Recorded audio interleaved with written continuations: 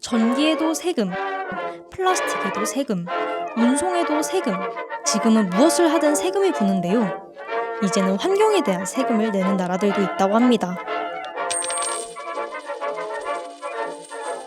실제로 프랑스 정부는 비행기의 이산화탄소 배출량을 줄이기 위해 비행이 길고 클래스가 높을수록 추가 요금을 붙이는 형식으로 항공 환경세를 부과하고 있으며, 스페인 마요르카는 관광객으로부터 환경세를 걷어 1년 평균 1억 3천만 유로, 하나 약 1,700억 원의 수입을 거둬들이고 있습니다. 이제 하다하다 환경까지 세금을 내야 해? 라고 생각하실 수도 있겠지만, 최근 기후위기가 심상치 않은 상황입니다. 유난히 더웠던 이번 여름, 피해도 심각했습니다. 전 세계적으로 이상기후가 발생했다는 뉴스들이 끊이질 않았는데요. 우리나라의 경우에도 날씨로 인한 안전사고, 인명피해 등 환경오염을 절실히 느꼈던 이번 여름이었습니다.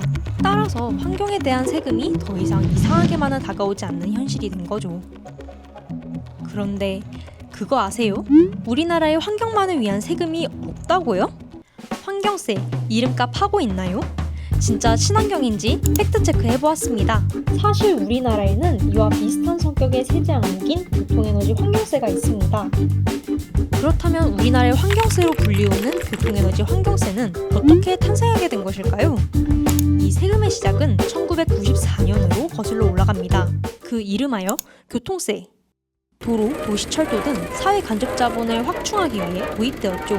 원래는 2003년까지 10년간 운영될 계획이었으나 그 필요성이 커지며 계속해서 연장됩니다. 그리고 2007년 드디어 교통세에서 교통에너지 환경세로 이름이 바뀌며 도로 건설뿐만 아니라 교통시설 확충, 대중교통 육성, 에너지 사업, 환경 보전 및 개선 사업에도 쓰일 수 있게 된 것이죠.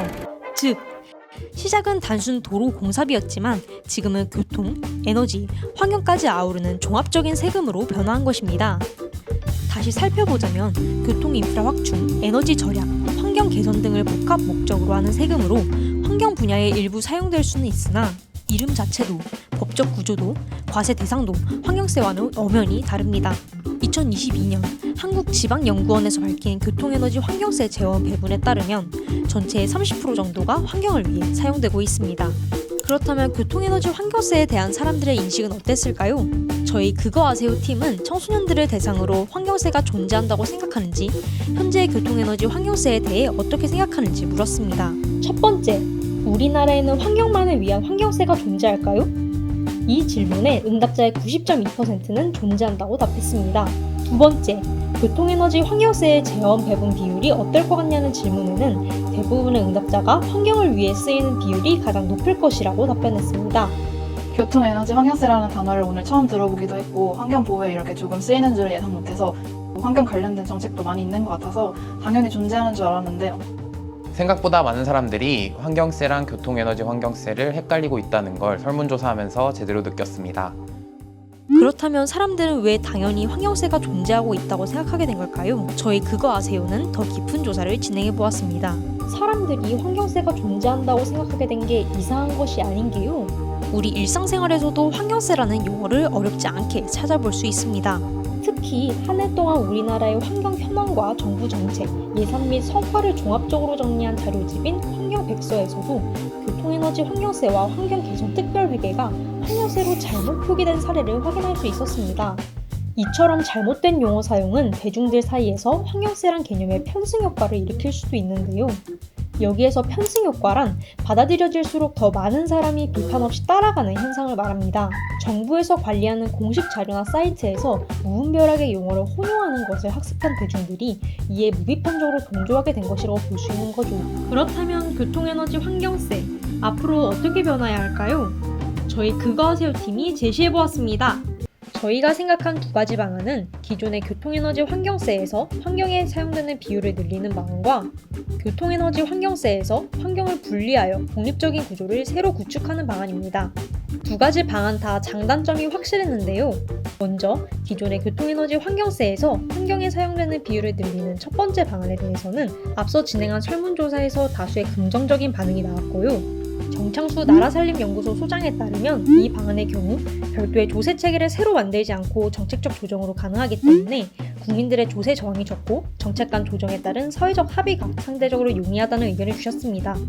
하지만 교통에너지 환경세는 이미 폐지 법률이 통과된 후 일몰 시한만을 한시적으로 연장하고 있어 재원의 안정성이 떨어진다는 단점도 존재한다고 하네요. 교통에너지 환경세에서 환경을 분리하여 독립적인 구조를 새로 구축하는 방안의 경우 인터뷰를 진행한 다수의 전문가들이 긍정적이라고 답한 방안이었는데요. 그 중에서도 최규환 녹색전환연구소 경제전환 팀장에 따르면 두 과세가 붙어있는 한 환경세적인 요소가 강화되기 어렵기 때문에 교통세는 분리해서 수익자 부담 원칙에 따라 교통인프라 투자와 보수를 위한 과세로 분리시키고 친환경차 확대에 따라 교통세를 부과해 조세 형평성과 충분한 세수를 확보해야 한다는 의견이었습니다. 하지만 앞서 언급된 바와 같이 교통에너지 환경세의 조정, 신설의 타당성, 적정 규모 등에 대한 사회적 합의를 마련하고 국민들의 조세 부담을 설득하는 과정이 쉽지 않다는 단점이 존재합니다. 두 방안 모두 환경보호라는 목적이 분명하니 변화를 위한 성급한 결정보단 환경보호의 진정으로 도움이 되는 방향으로 변해가면 좋겠네요. 교통에너지 환경세, 이름만 보면 친환경적인 것처럼 보입니다. 하지만 교통에너지 환경세, 진짜 환경 개선과 보호를 위해서라면 이름값에 걸맞게 이제는 진짜 환경을 위한 쓰임을 고민해야 하지 않을까요? 환경을 바로 보는 눈. 그 시작은 세금을 바로 보는 눈일지도 모릅니다. 그거 아세요? 작은 물음표 하나가 세상의 변화를 만든다는 걸요.